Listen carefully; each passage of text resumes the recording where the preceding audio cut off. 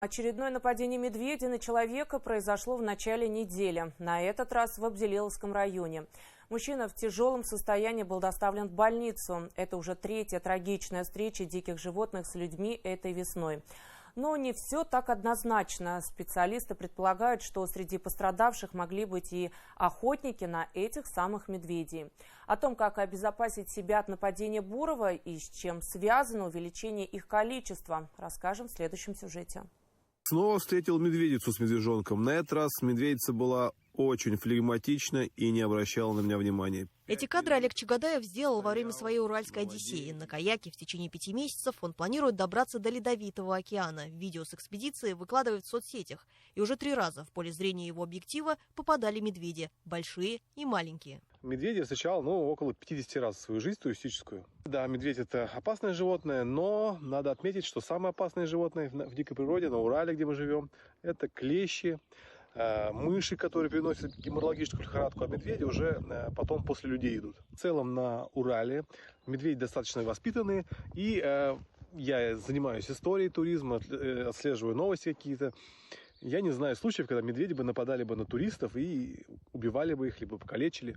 На охотников периодически, на грибников, да, а вот на туристов нет. Нападение бурых на грибников Олег Чагадаев объясняет тем, что их охота тихая. И получается, что они могут сами, того не зная, подкрасться к зверю, который на такую неожиданную встречу отреагирует так, как велят ему инстинкты. Подобная незапланированная встреча с медведицей и медвежатами произошла у жителя Абзелиловского района. Она напала на мужчину в лесу в 2 километрах от деревни Шарипова в 4 утра. Произвел несколько ударов в области лица, позвоночника, и, видимо, ушла она, да?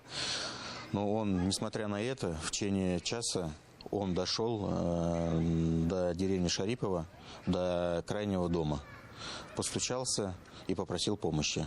После пострадавшего в тяжелом состоянии на скорой доставили в Белорецкую районную больницу. Рано утром были вызваны все необходимые специалисты. У мужчины сильно повреждено лицо, голова, сломаны ребра, ушиб легких и множественные раны бедер и живота. Медики совместно с челюстно-лицевым хирургом приступили к операции, предварительно созвонившись с уфимскими коллегами. Состояние, конечно, остается тяжелое, потому что политравма имеется.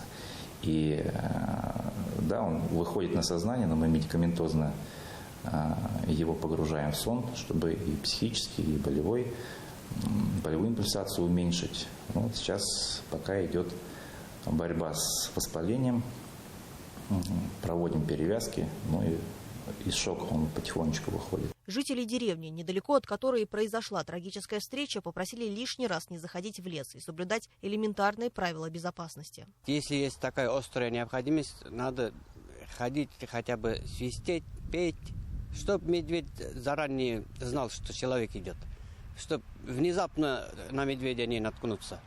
Вот это основной момент. Медведь, он умный, он не тронет человека. Вот в основном из-за детенышей он людей калечит. Этой весной зафиксировано уже 3 нападения медведей на людей. Во всех случаях, говорят специалисты, мужчины передвигались поодиночке, тихо, не обозначая свое присутствие. Но популяция бурых и вправду растет. В прошлом году в республике специалисты зафиксировали самую высокую численность за всю историю наблюдений – 2600 особей. Один из факторов, говорят эксперты, это исчезновение промысловой охоты. Звери добывать уже невыгодно, сложно и дорого. Да и не каждый на это способен. А сейчас, во-первых, таких и нету уже, не осталось практически таких, скажем так, профессионалов, потому что охота на медведя — это все-таки как высший пилотаж, не все это могут этим заниматься. Это первый момент очень важный. А второй момент — это проблема, которая в законодательстве самом.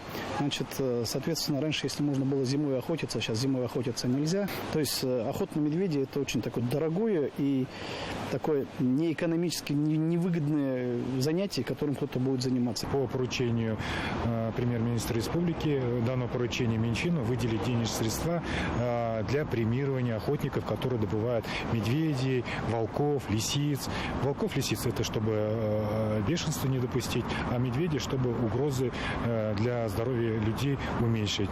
Да и люди сейчас забираются в места, которые ранее им были недоступны, притом не проявляя должной осторожности. Зачастую губит не дикий зверь, а самонадеянность и пренебрежение правилами безопасности. Так что, зайдя в лес, стоит лишний раз об этом уведомить его обитателей. Анастасия Ильчебаева, Артур Ханов. Итоги недели.